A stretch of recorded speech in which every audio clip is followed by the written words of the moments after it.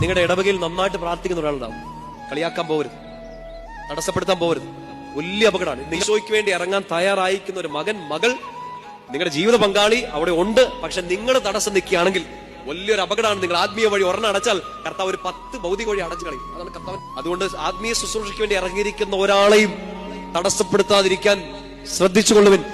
ഒരു പക്ഷെ അത് നിങ്ങൾ ഒരാളെ കുറിച്ച് കേൾക്കുകയാണ്, നിങ്ങൾ തെറ്റിദ്ധരിക്കുകയാണ്, നിങ്ങളൊരു ഗോസിപ്പ് കേൾക്കുകയാണ്.